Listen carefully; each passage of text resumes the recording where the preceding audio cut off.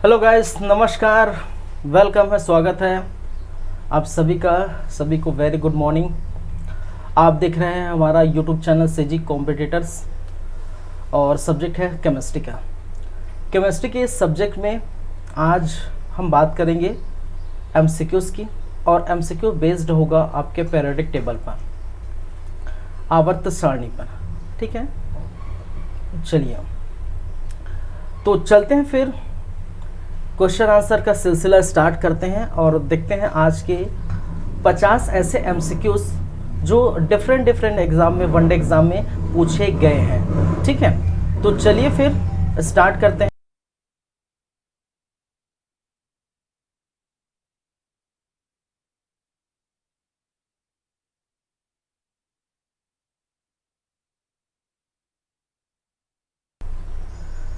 चलिए, आपके स्क्रीन पर ये सबसे पहला क्वेश्चन, सबसे फर्स्ट क्वेश्चन दिखाई दे रहा होगा।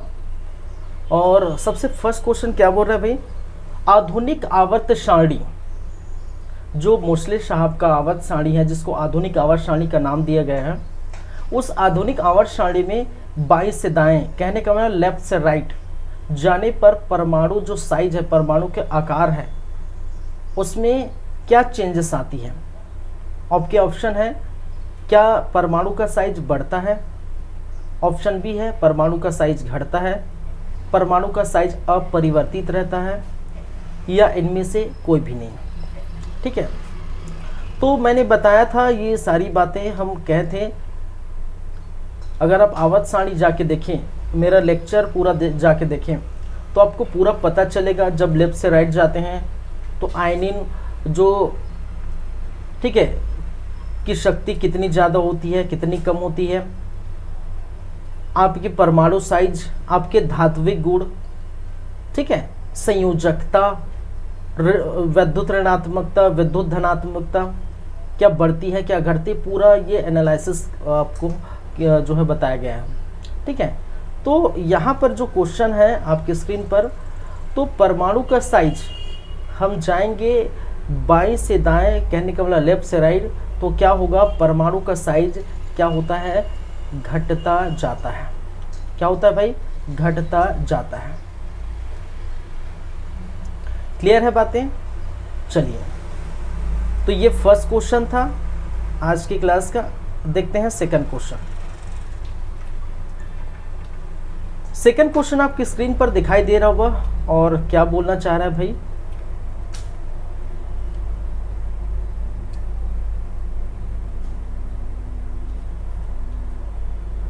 आधुनिक आवर्त सारणी में कितने ऊर्ध्व स्तंभ होते हैं?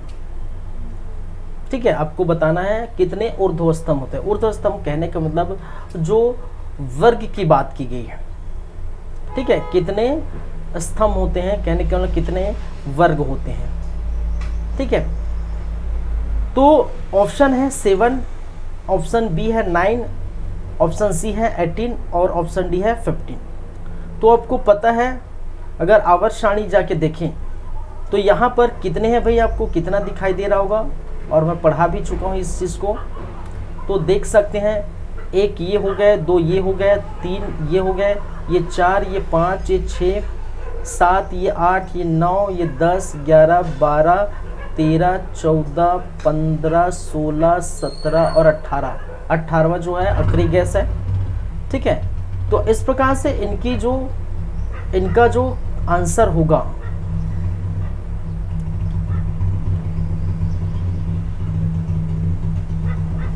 क्या होगा? 18। क्या होगा इसका आंसर? 18। ठीक है, चलिए, उसी प्रकार क्या पूछा गया है? हीलियम कैसा तत्व है? ठीक है, नेक्स्ट क्वेश्चन क्या है? हीलियम कैसा तत्व है? अक्रिय गैस है, क्रियाशील गैस है, सक्रिय गैस है, सॉरी गैस नहीं, ठीक है गैस ही है, उदासीन है। अक्रिय है, क्रियाशील है, सक्रिय है या उदासीन है। तो पीरियोडिक टेबल जाके फिर से देख सकते हैं। और हीलियम कहाँ पर स्थित है? ये 18वें वर्ग में स्थित है। और 18वें वर्ग के जितने भी तत्व होंगे वो क्या कहलाते हैं? अक्रिय गैस कहलाते हैं, उत्कृष्ट गैस कहलाते हैं। ठीक है, अक्रिय गैस कहलाते हैं, उत्कृष्ट गैस कहलाते हैं। जैसे जो हीलियम हो गया, नियॉन हो गया, ऑर्गन हो गया, क्रिप्टॉन हो गया, जेनॉन, रेडॉन, ऑर्गेसम, ये जितने हैं सभी क्या है, अक्रिय गैस कहलाते हैं। क्योंकि इनमें जितने भी हैं उनमें अष्टक पूरा होता है, परंतु हीलियम को छोड़ करके।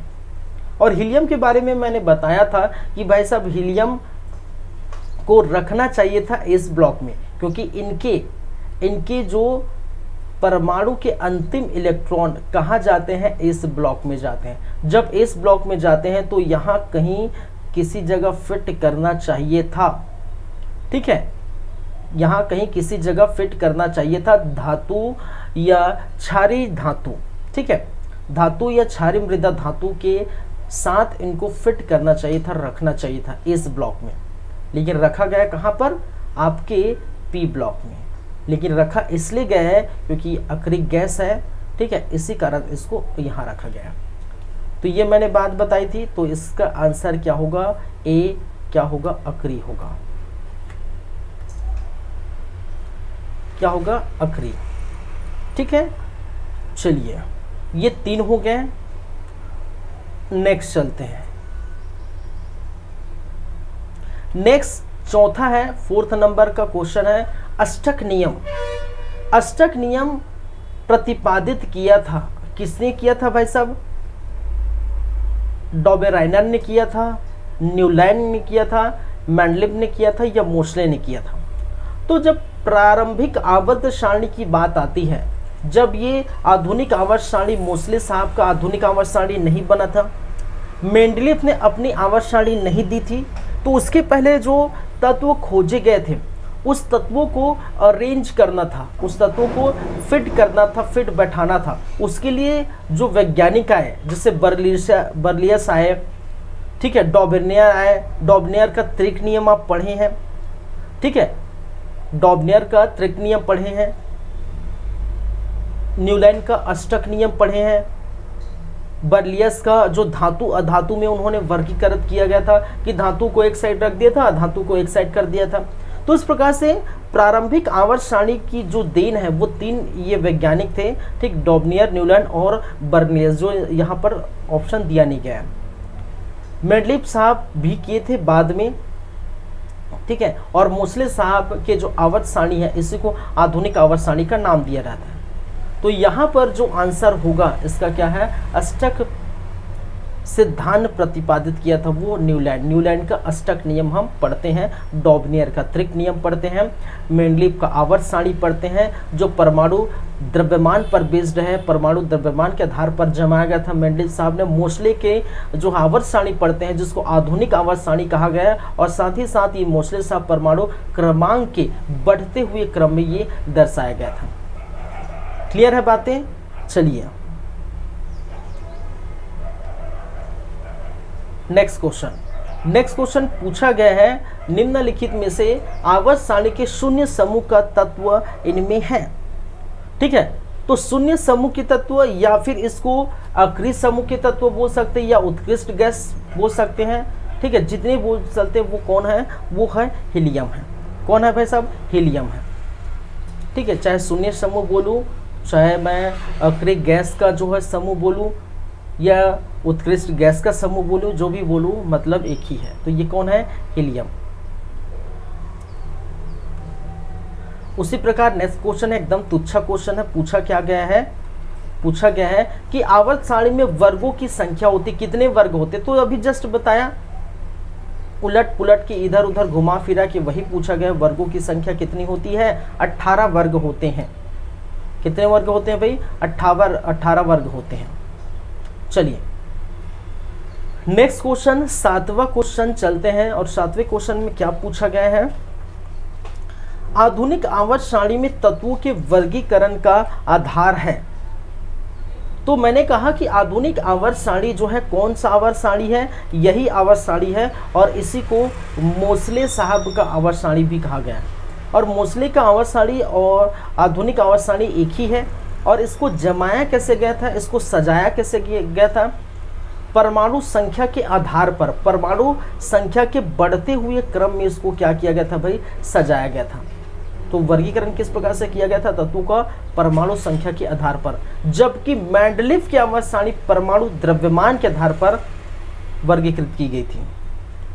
ठीक है, तो दिक्कत नहीं होनी चाहिए। चलिए,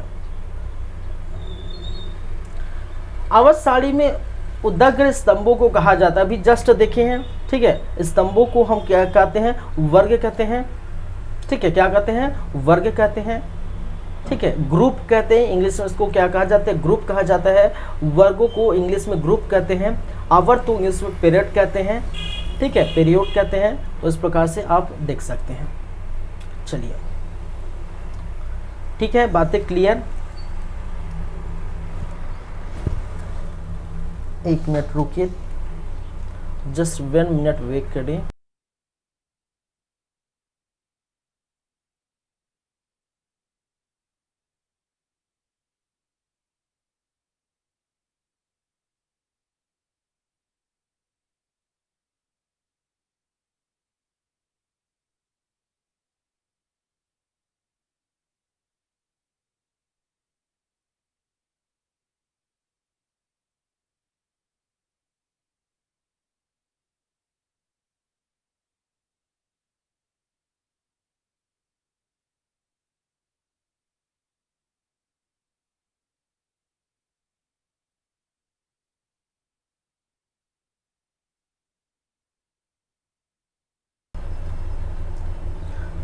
चलिए, हम कहाँ थे भाई? 8 नंबर के क्वेश्चन हो चुके हैं। अब चलते हैं 9 नंबर के क्वेश्चन में, 90 नंबर पे। अक्रिय तत्व कौन से होते हैं? फिर वही बात घुमा फिरा कि वही पूछा गया है। हीलियम को बार बार पूछ रहे हैं, अक्रिय गैस कौन होते हैं? तो कौन होते हैं? हीलियम होते हैं। अक्रिय तत्व कौन होते हैं? हीलियम। चलिए, नेक्स्ट क्वेश्चन। सबसे अधिक भास्मिक ऑक्साइड, ठीक है, सबसे अधिक भास्मिक ऑक्साइड कौन होता है? K2O, B2O3, SO2 या NO2? तो हम पढ़े हैं भाई, कौन होता है? K2O। ठीक है, क्या होता है? K2O। चलिए, तो बहुत सिंपल सा यहाँ पर क्वेश्चन आपको देखने को मिलेगा।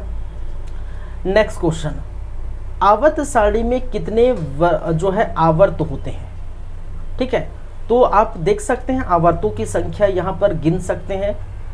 ठीक है, 1 ये हो गया, 2 ये हो गया, 3 ये हो गया, 4 ये हो गया, 5 ये हो गया, 6 हो गया और ये 7 ये हो गया। ठीक है, ये 6वां इसके साथ है और 7वां इसके साथ है। तो कितने वर्ग हो गए? टोटल वर्गों की संख्या हो जाती है आपकी 7। सॉरी, आवर्त की संख्या, वर्ग नहीं, आवर्त की संख्या। चलिए, उसी के साथ ये नेक्स्ट क्वेश्चन है, 12वें नंबर का क्वेश्चन। ओजोन के एक अणु में कितने परमाणु होते हैं? ऑप्शन आपके पास है, option A 5, option B 2, option C 1 और ऑप्शन डी 3। तो ओजोन जानते ना भाई, ओजोन, अगर ओजोन की बात की जाए तो 12वें नंबर का है ओजोन। ओजोन की बात की जाए जिसको हम कैसे लिखते हैं? O3। ठीक है, क्या करते हैं? O3। जब 2 ऑक्सीजन और 1 ऑक्सीजन के साथ इनका संपर्क होता है तो बनता है ओजोन। ठीक है, और क्या इसको कहा जाता है? ओजोन परत। और यही ओजोन परत हमें बहुत सारी बीमारियों से बचाता है, जो सूर्य के प्रकाश से, ठीक है, सूर्य का प्रकाश धरती पर पड़ती है, अल्ट्रा वायलेट जो किरणें आती हैं, उस अल्ट्रा वायलेट किरणें या फिर जो यूवी किरणें हैं, यूवी किरणें जो बहुत ही खतरनाक होता है, यूवी किरणें से शरीर को बचाता है हमें। ठीक है, हमें बचाता है। ठीक है, हमारे शरीर को बचाता है। ऐसे में हम जो चर्म रोग वाली बहुत सारी बीमारी हो जाएगी। ठीक है, चलिए, और ओजोन को बहुत सारे नुकसान भी हो रहे हैं। अगर अभी की स्थिति में देख रहे हैं तो बहुत सारे जो पर्यावरण प्रदूषक हैं, जो गैसेस हैं, वो ओजोन को क्षति पहुंचा रहे हैं। ठीक है, तो ये बात की बात है, जब पर्यावरण की बातें करेंगे तब उसकी बात करेंगे। अभी हमें क्या मालूम करना है भाई कि ओजोन में कितने परमाणु होते थे, कितनी होती है भाई? 3 की संख्या में यहाँ पर देखने को मिलता है। कितनी होती है? 3 की संख्या में यहाँ देखने को मिलता है। ठीक है, क्लियर है, देख सकते हैं।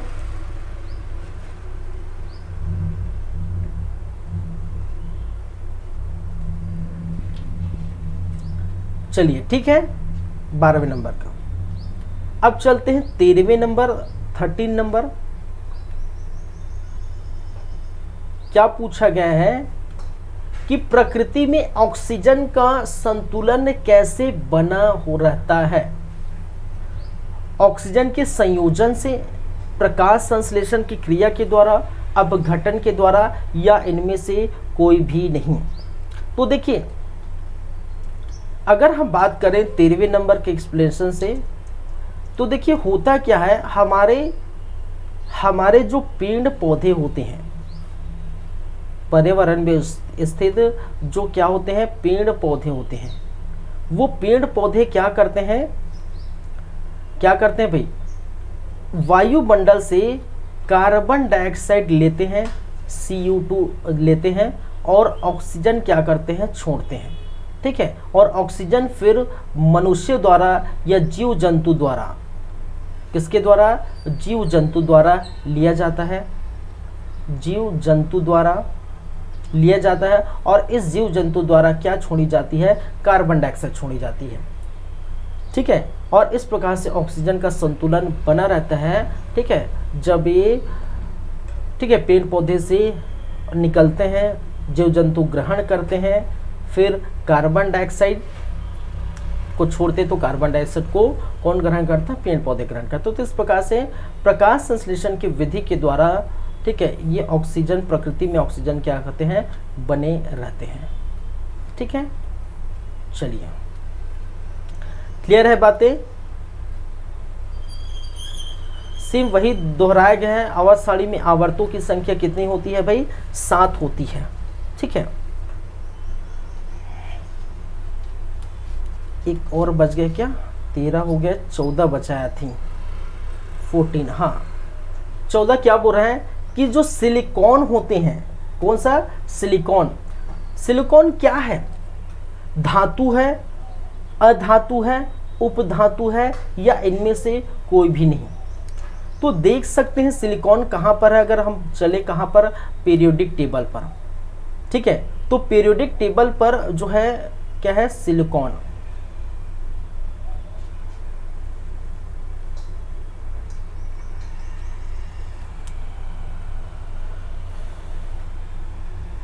कहाँ चले गए, ये है। ठीक है, कहाँ है, ये है सिलिकॉन। तो सिलिकॉन होती क्या है, देखिए ये पूरे के पूरे मैंने बताए, ये जितने हैं, ये पूरा का पूरा, ठीक है, ये पूरा का पूरा, यहाँ पूरा का पूरा क्या कहलाता है, ये धातु कहलाते हैं। क्या है, धातु। ये पूरा का पूरा यहाँ पर, यहाँ से यहाँ तक आपके कितने हैं, कितने हैं आपके, अधातु है, अधातु है। ठीक है, क्या है, अधातु है। और ये जैसे बोरॉन हो गया, आपका सिलिकॉन हो गया, जर्मेनियम हो गया, ठीक है, आपका जो है एंटीमनी हो गया आपका, ठीक है, आपका विस्वत हो गया, आपका टेलोरियम हो गया, आपका पोलोनियम हो गया। ये सारे के सारे क्या कहलाते हैं, उपधातु। धातु की संख्या लगभग 91। ठीक है, यहाँ पर अधातु की संख्या लगभग 20 और उपधातु की संख्या कितनी है, 7 है। तो टोटल लगभग हो जाते हैं 118। कितने हो जाते हैं, 118। तो ये हो गया 7 और 8।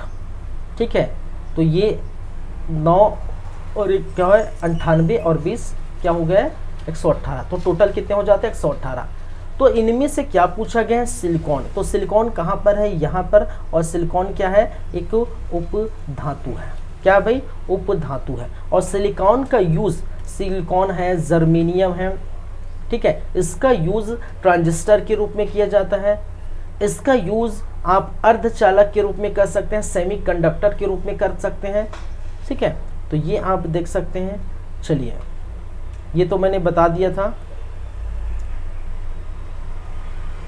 नेक्स्ट क्वेश्चन, आधुनिक आवर्त नियम के अनुसार तत्वों का गुण धर्म परमाणु द्रव्यमान का फलन आवर्त फलन है, ऑप्शन ए। ऑप्शन बी परमाणु संख्या का आवर्त फलन है, ऑप्शन सी परमाणु साइज का आवर्त फलन है, या ऑप्शन डी परमाणु आयतन का आवर्त फलन है। ये आपको बताना है, ठीक है। तो जाहिर सी बात है आधुनिक आवर्त सारणी क्या है भाई, क्या है? परमाणु संख्या का आवर्त फलन है। कहने का मतलब परमाणु संख्या के आधार पर, उनके गुणों के आधार पर, परमाणु संख्या के आधार पर दर्शाया गया था तत्वों के गुणों को। आवर्त सारणी में आप जाके देख सकते हैं। अब तक कितने तत्वों का पता लगा चुके हैं? अब तक 118 तत्वों का पता लगा चुके हैं, ठीक है। चलिए, तो ये इसके आंसर है। आगे बढ़ते हैं, फटाफट हम क्वेश्चन आंसर करेंगे।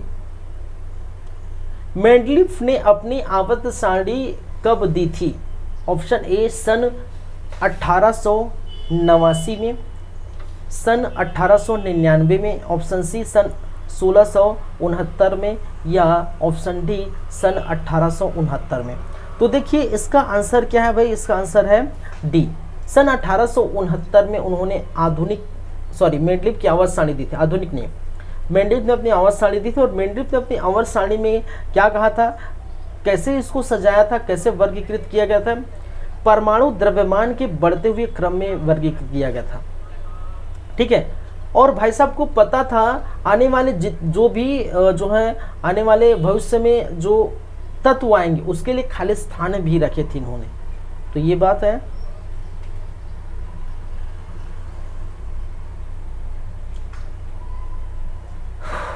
चलिए नेक्स्ट क्वेश्चन। आवर्त सारणी के किसी आवर्त में बाएं से दाएं जाने पर, लेफ्ट से राइट जाने पर, कहां से? लेफ्ट से राइट जाने पर तत्वों की परमाणु त्रिज्या क्या होती है? ऑप्शन ए घटती है, ऑप्शन बी पहले घटती है और पुनः बढ़ती है, ऑप्शन बी अपरिवर्तित रहती है, और ऑप्शन डी बढ़ती है, ठीक है। तो इसका आंसर क्या है? परमाणु की त्रिज्या, ठीक है, क्या है? घटती है। अरे भाई साहब समझ सकते हैं ना, परमाणु साइज जब घट रहा है, परमाणु साइज घट रहा है, तो जब परमाणु साइज घटेंगे तो उसकी त्रिज्या ऑटोमेटिक घटेगी, ठीक है। उसकी त्रिज्या क्या होगा? ऑटोमेटिक घटेगा। ये परमाणु का इतना बड़ा साइज है, क्या कहलाता है? ये व्यास कहलाता है। मान के चलिए क्या है ये त्रिज्या, ये आर है, ये आर है। तो ये अगर ये छोटा हो जाएगा तो ये तो कम ही हो जाएगा ना, क्या होगा? कम ही हो जाएगा जब परमाणु का साइज घटेगा। अब जानते हैं लेफ्ट से राइट जाने पर परमाणु का साइज घट रहा है, जब परमाणु का साइज घटेगा तो त्रिज्या ऑटोमेटिक घटेगी, ठीक है। चलिए, निम्नलिखित में से सर्वाधिक विद्युत ऋणात्मकता तत्व कौन सा है? ठीक है,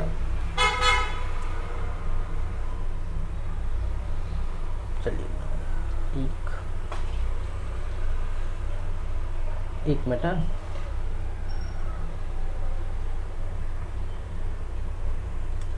2 8 10।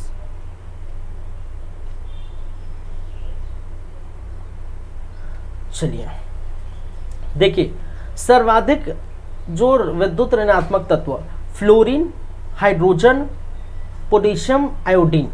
तो देखिए यहाँ पर सबसे जो है विद्युत ऋणात्मकता हम जानते हैं, क्या जानते हैं भाई? फ्लोरीन कहाँ है? इसको मैं रफ कर देता हूं कुछ देर के लिए। देखिए, जितने भी आपके हैलोजन तत्व होंगे, ये मैंने बताया था, हैलोजन के जितने भी तत्व होंगे, फ्लोरीन है, क्लोरीन है, ब्रोमीन है, आयोडीन है, आदि आदि जितने भी तत्व होंगे वो क्या है? इनकी विद्युत ऋणात्मकता बहुत ज़्यादा होती है।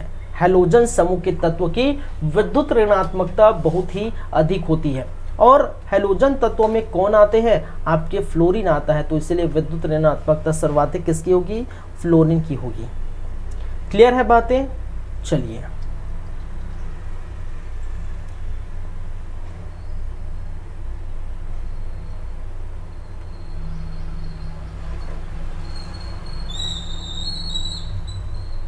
21।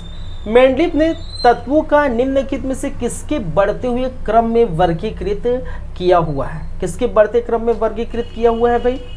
अगर देखिए मेंडलीव ने तत्वों को निम्नलिखित बढ़ते क्रम में किया हुआ है, ठीक है, तो ये किसके आधार पर किया हुआ है? परमाणु संख्या के आधार पर, परमाणु द्रव्यमान, रासायनिक सक्रियता या जो घनत्व। तो जाहिर सी बात है, मैंने कहा था परमाणु द्रव्यमान के आधार पर मेंडलीव ने आवर्त सारणी बनाई थी और मोज़लेव साहब ने परमाणु संख्या को आधार माना था अपने वर्गीकरण के लिए। चलिए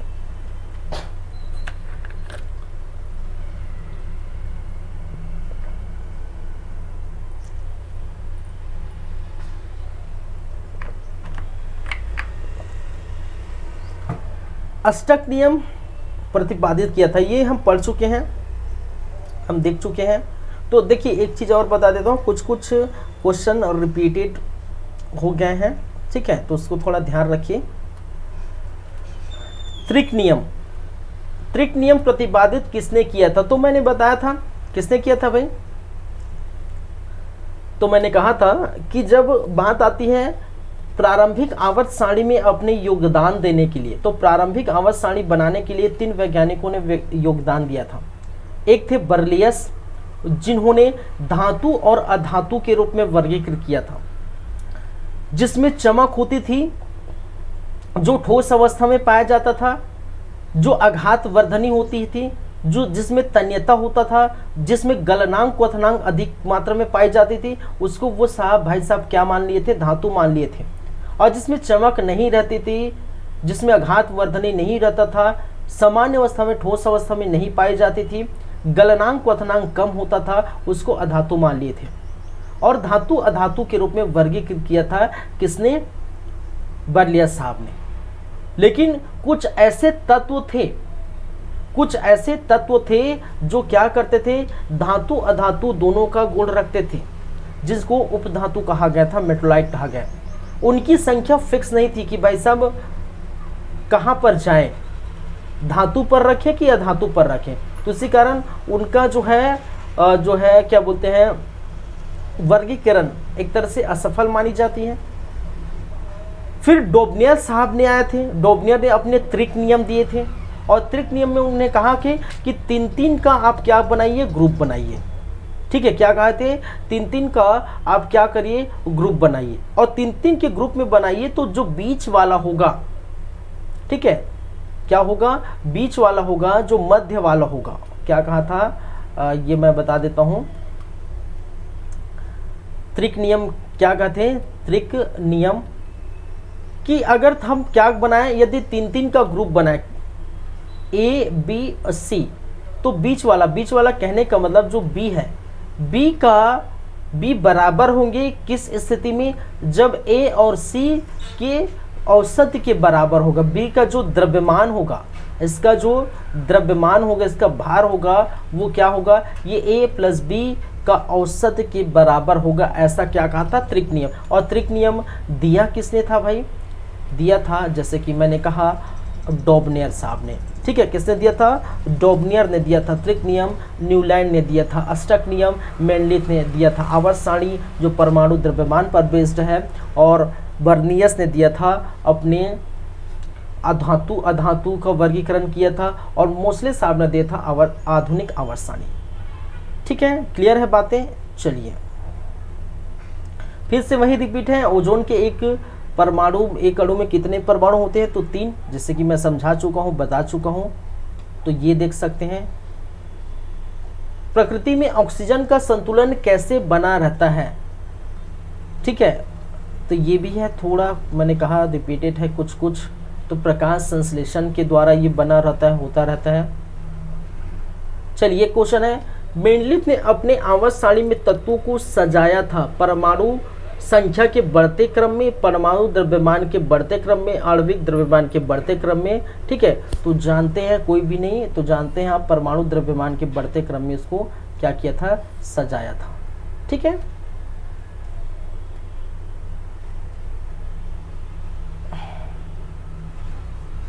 चलिए नेक्स्ट क्वेश्चन है, न्यूलैंड का अष्टक नियम किस तत्व तक प्रभावी है? Option A calcium, B beryllium, C silicon, D krypton.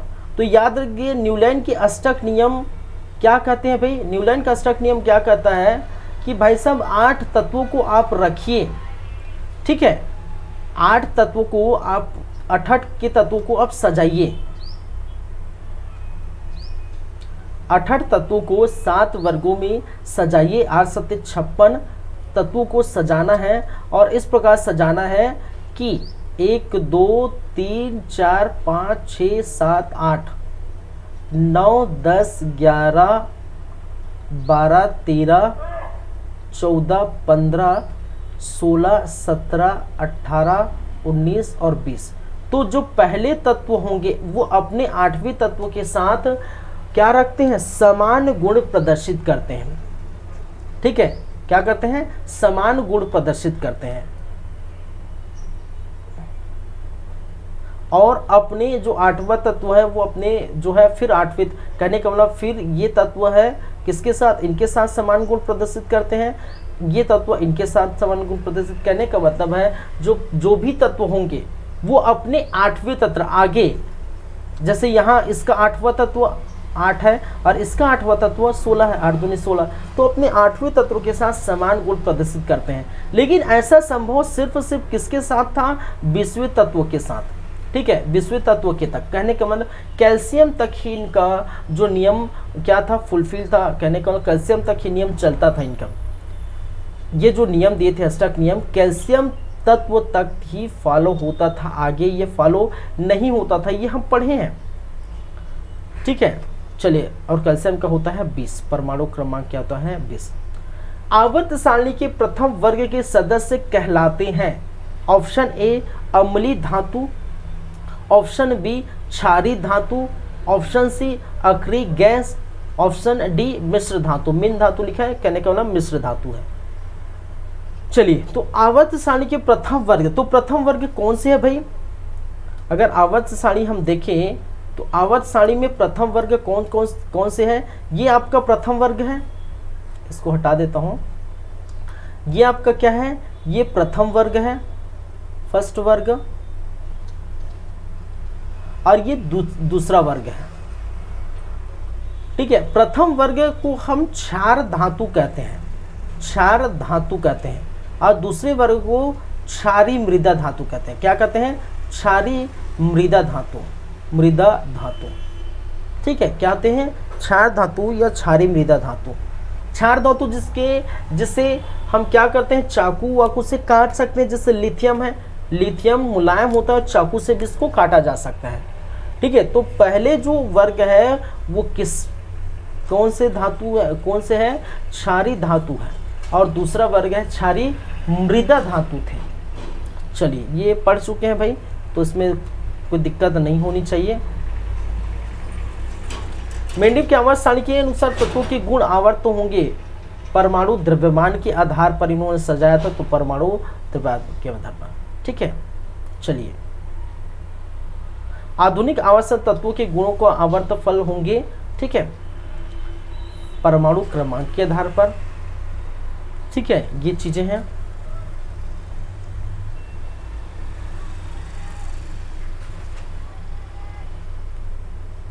फिर वही कौन से वर्ग शून्य तत्व है, तो ये कुछ रिपीटेड है, जैसे कि मैंने कहा न्यूलैंड ने अपने अष्टक नियम, हाँ, न्यूलैंड ने अपने अष्टक नियम कब प्रतिपादित किया था, 32, तो 32 का आंसर होगा 1893, 1893 में अपने जो है क्या देते थे, अष्टक नियम दिए थे। चलिए, कैल्शियम का परमाणु संख्या क्या होता है, जस्ट अभी मैंने बताया, क्या होता है भाई, 20 क्या होता है, 20 होता है, जस्ट अभी मैंने क्या किया था, बताया था।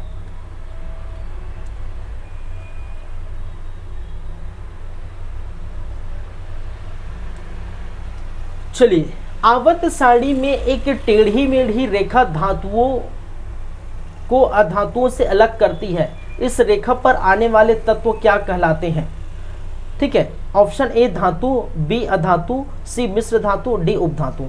तो मैंने बताया था भाई, ठीक है, जब आवर्त सारणी देखे तो मैंने कहा था इसको सबको पहले रफ कर देता हूँ, पहले इसको रफ कर देता हूँ और फिर चलते हैं।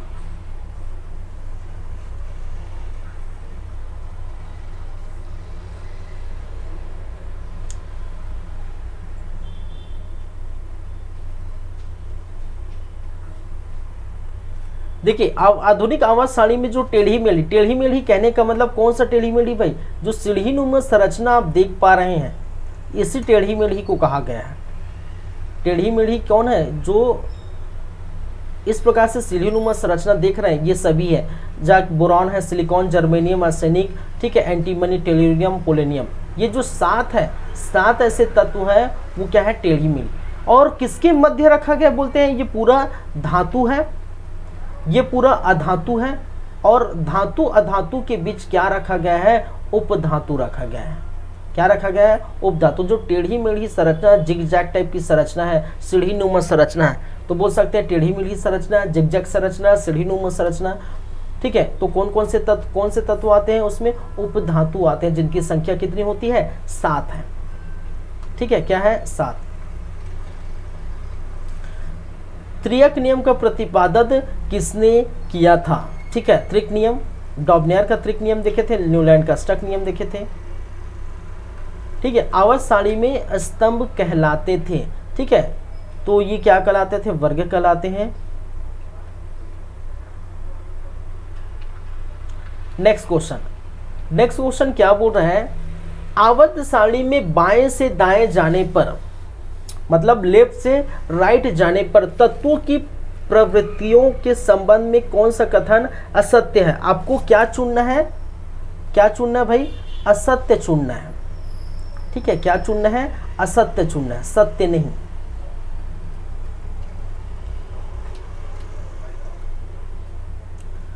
असत्य चुनना है। धात्विक प्रवृत्ति घट जाती है, ऑप्शन ए। ऑप्शन बी, संयोजकता इलेक्ट्रॉनों की संख्या बढ़ जाती है। ऑप्शन सी, परमाणु सुगमता से इलेक्ट्रॉनों परमाणु सुगमता से इलेक्ट्रॉन का त्याग करते हैं। इनके ऑक्साइड अधिक अम्लीय होते हैं, ठीक है। तो इसके जो है असत्य कौन है, इसके ऑक्साइड क्या है, अधिक अम्लीय होते हैं, कि इसका क्या होगा, आंसर होगा। बाकी सभी सत्य है, ठीक है, बाकी सभी क्या है, सत्य है। तो आप मेरा लेक्चर जाके देख सकते हैं, वहां आपको सभी चीजें मिल जाएंगी। आवर्त सारणी की क्षैतिज कतारें कहलाती है, ठीक है, क्षैतिज कतारें। देखिए क्षैतिज और ऊर्ध्वाधर, ये क्षैतिज है, ये ऊर्ध्वाधर है। क्षैतिज ऊर्ध्वाधर समझते हैं ना, अरे भाई ये है आपके क्षैतिज, ठीक है, ये है ऊर्ध्वाधर, क्या है, ऊर्ध्वाधर। तो क्षैतिज क्या कहलाता है, ये कहलाते हैं आपके, जाहिर सी बात है क्या कहलाएंगे, आवर्त कहलाएंगे। क्या कहलाएंगे, ठीक है, आवर्त कहलाएंगे। चलिए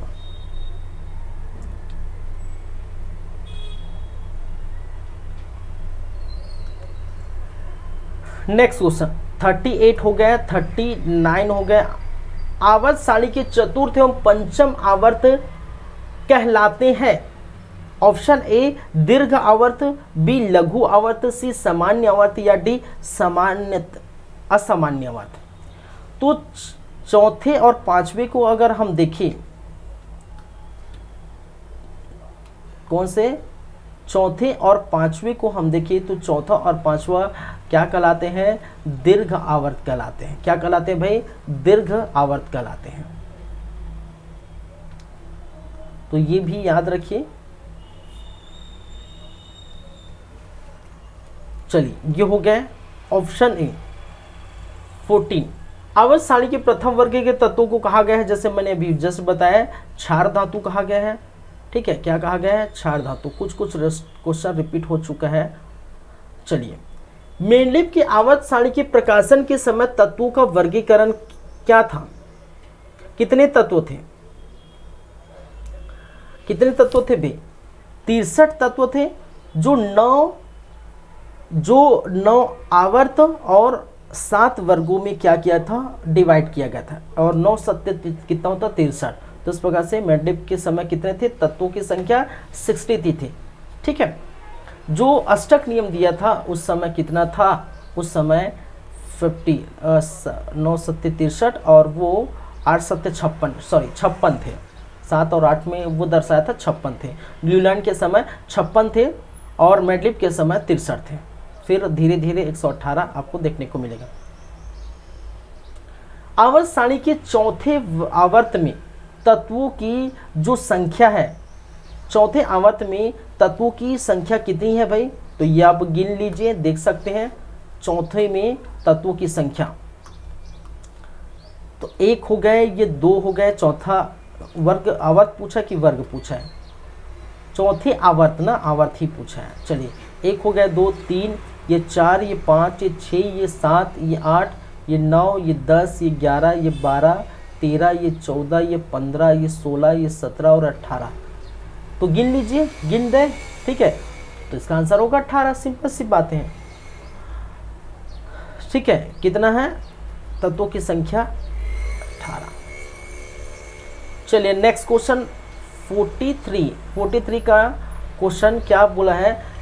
लिथियम है, बेरिलियम है, बोरान है, सोडियम को बढ़ती आयनन ऊर्जा के क्रम में व्यवस्थित कीजिए, ठीक है। कहने का मतलब जो कम आयनन ऊर्जा को पहले रखना है, फिर उसके बाद बढ़ते, फिर आगे आगे हो इस पर।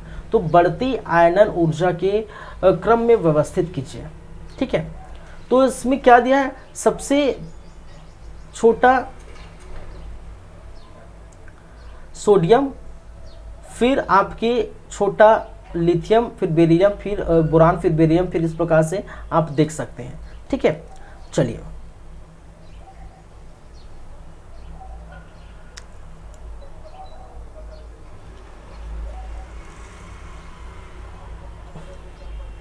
तो इसका आंसर आएगा आपका ये, ठीक है। क्या आंसर आएगा? सोडियम, लिथियम, बोरान और बेरिलियम।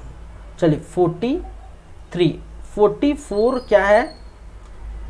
आवर्त सारणी की बाएं से दाएं तत्वों में सत्य बताइए। फिर वही बातें आ गई, ठीक है। कुछ क्वेश्चन जैसे कि मैंने कहा रिपीटेड है, तो ये आप ध्यान रखिए। आवर्त सारणी की 36 कतारें कहलाते हैं वर्ग कहलाते हैं, आवर्त कहलाते हैं, अपर रूप कहलाता है, या इनमें से कोई भी नहीं, ठीक है। इसको क्या कहते हैं? 36 आवर्त कहलाते हैं और ऊर्ध्वाधर वर्ग कहलाते हैं। चतुर्पंचम आवर्त कहलाते हैं, ये दीर्घावर्त।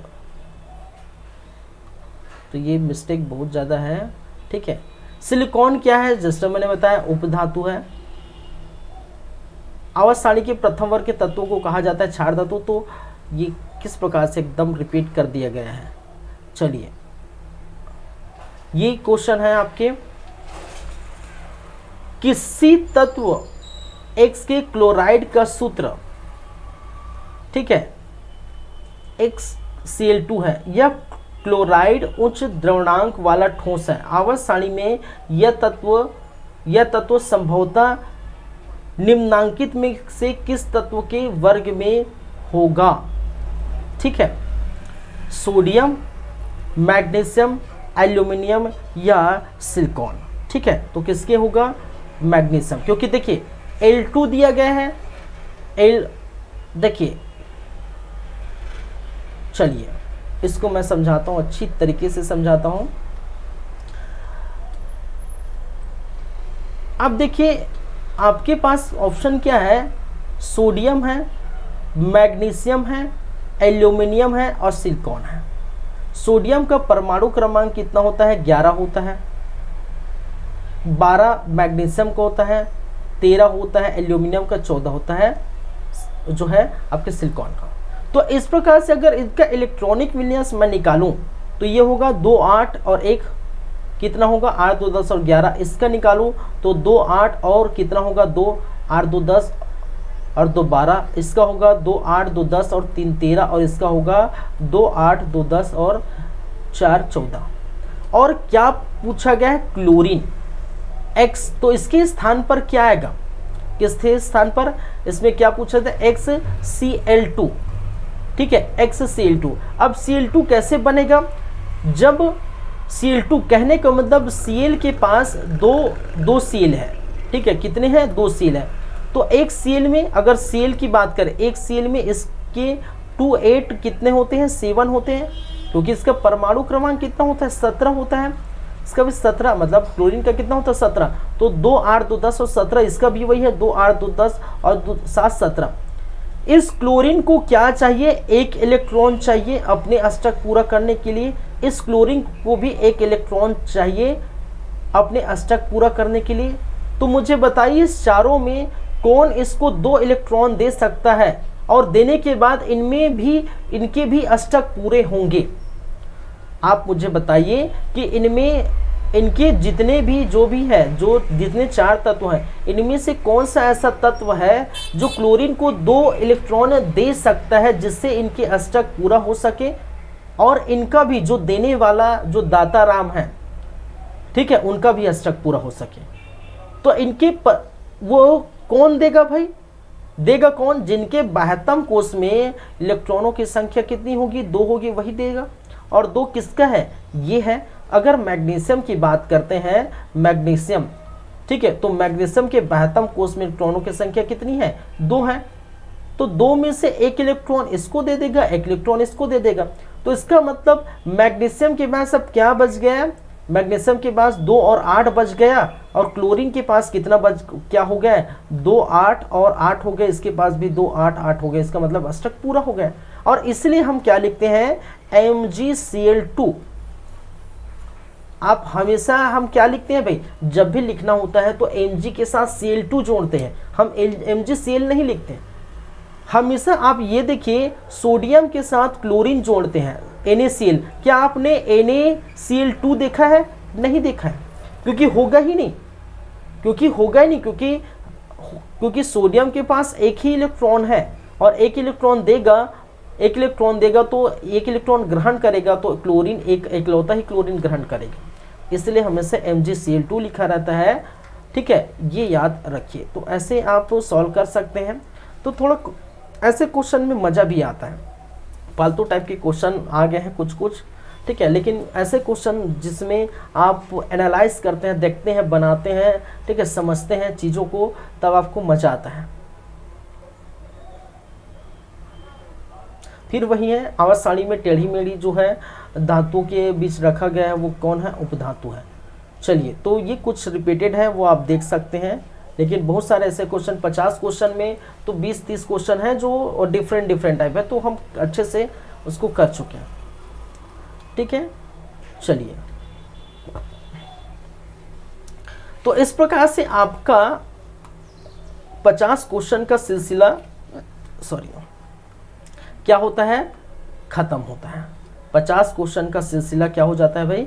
खत्म होता है यहाँ पर। और यहाँ पर आप देख सकते हैं ये हो जाए आपका दिन, ठीक है। चलिए फिर हम भी चलते हैं भाई। क्लास हो गया है आपका, दिन खत्म हो गया है और MCQ का जो है सिलसिला वो खत्म हो गया है। नेक्स्ट हम जब पढ़ेंगे, पीरियोडिक टेबल हो चुका है, अब धातु अधातु पढ़ेंगे, ठीक है। इसके बाद लेक्चर देखेंगे, तो उसमें हम क्या क्या चीज़ें वो देखेंगे, फिर उससे संबंधित भी MCQ सॉल्व करेंगे, ठीक है। चलिए, धातु अधातु उपधातु, नेक्स्ट क्लास हम जो होगी वो धातु अधातु उपधातु पर होगी। चलिए, ठीक है। तो thank you guys, thank you class. मिलते हैं नेक्स्ट टाइम, तब आपसे मुलाकात होगी, तब लेक्चर में बातें करेंगे। चलिए, थैंक यू।